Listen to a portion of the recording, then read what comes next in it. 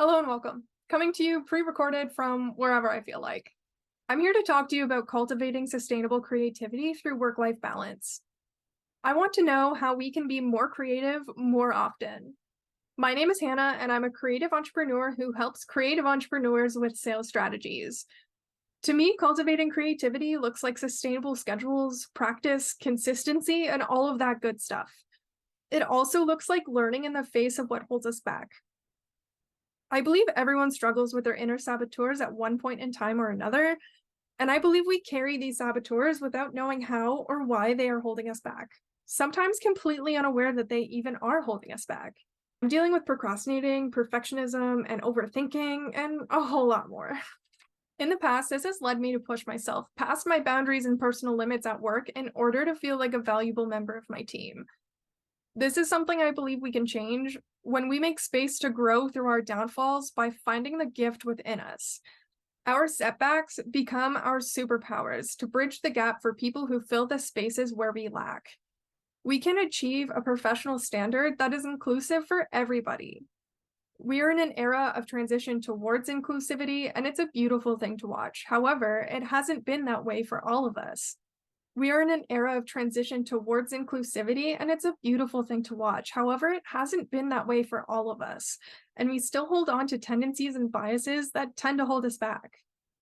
This is something we can change, especially when one entrepreneur looks inward towards themselves and perpetuates those same values towards their community and anybody or any employees they pay forward to in the future.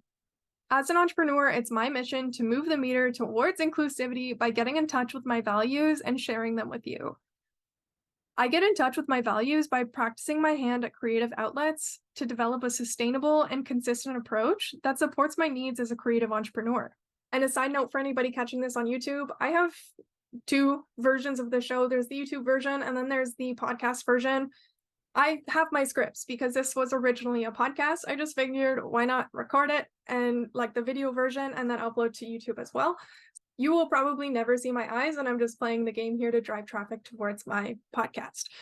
So I will never be memorizing a script. I will probably always be like this. If that bothers you, find another channel. But if you're looking for something you can chime into and listen to, and maybe you don't have to pay too much attention while you're maybe writing documents in another tab or something like that, this is the show for you.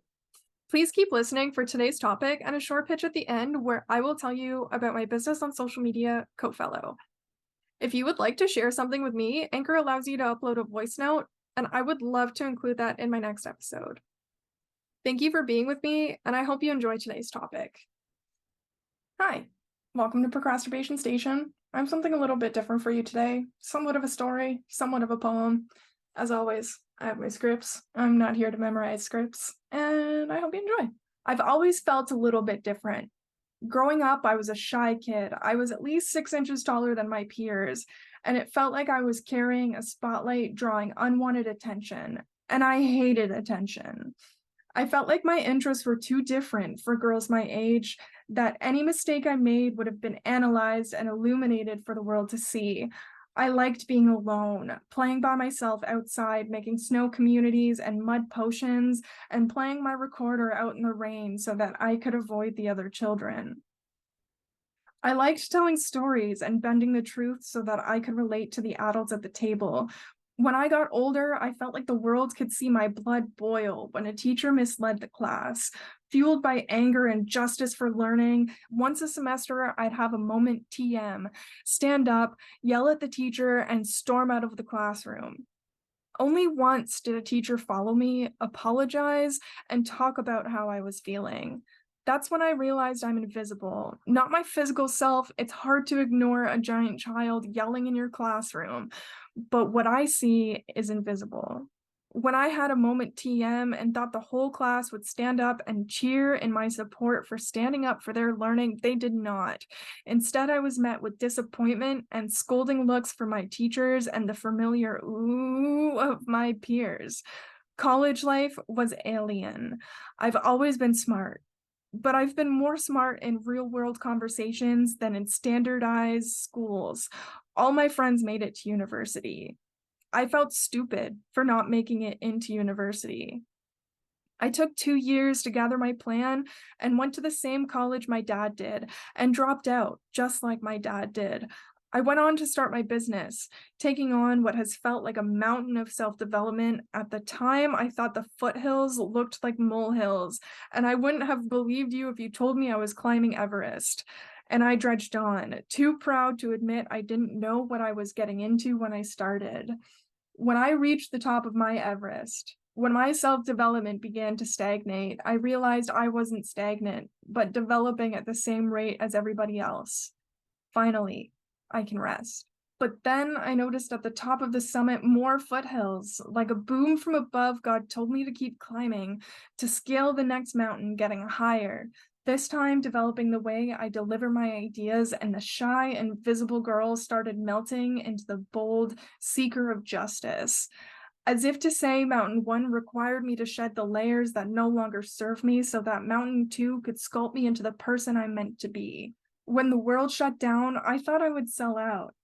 When that didn't happen, I realized I needed to develop my product to offer the world something I'm proud of, something good, something that deserves the attention and deserves to be in the limelight. I needed to lure my ideas down from the clouds and protect them from burning up in the layers of our atmosphere. Evolving from needing to share my ideas boldly to needing to protect them, two contradictory places in my heart learned to coexist. With every summit I reach, I learn to expect the next foothill. 25 years in, I've begun to understand that life is an ever-swinging pendulum, oscillating between pressurize and polish, stagnate and scale, rest and rise. Life has been a test to see how comfortable I can get in my discomfort and how far I'm willing to go to gain my peace. Thank you so much for listening.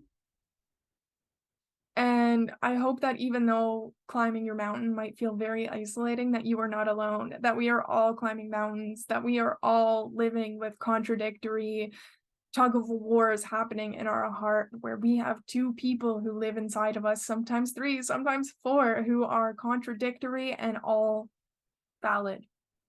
And I hope you feel valid. I hope you feel like you are making a difference in your life, that you are making a difference in other people's lives, that you are doing everything that you can with everything that you have, and that you are making it to that top, that you are resting, that you are stagnant. I hope that you are finally at a place where you feel like you are allowed to stagnate. And I hope you let two parts of yourself that contradict each other stay contradicting each other, because that's you. You're the person who dances in the gray area between these two bold and shy people. You are the middle ground. You are the gray area. Thank you. I'll catch you next time. Thank you so much for listening, and I do hope you subscribe. I have various platforms to support both Procrasturbation Station and my business co-fellow. Please check the description to keep in touch wherever you spend your time. As promised, here's a short pitch about my business co-fellow. It's my mission to help creative entrepreneurs break free from feast and famine, to put an end to the term starving artists, and to help you free yourself from operating out of obligation. That's a pretty big promise, I know. I've created a course to help creative entrepreneurs practice sustainable creativity and to create a sales strategy that feels authentic. I work with creatives at the beginner and intermediate level of business to dive deep into your business foundations to create a marketing strategy that appeals to your audience by making them. I work with creatives at the beginner and intermediate levels of business to dive deep into your business foundations to create a marketing strategy that appeals to your audience by making them aware of the problem you solve, how your product fits into their lifestyle, and how you intend to transform their problem with your solution. Throughout the course, we discuss things like collaboration over competition, content marketing, scheduling, selling with your values, setting yourself up for the future, testing, collecting data, positioning yourself, and leveraging your audience into customers, and a lot more. It's my mission to play just as hard as I work. I hope to pay that forward to you by leading by example, connecting with people's stories, and sharing my stories. If you're a creative entrepreneur, this is my love letter to you. Thank you so much for being here. Subscribe to my email list for release dates. Check out my socials and maybe follow along so that I can keep doing this, and I will catch you next time.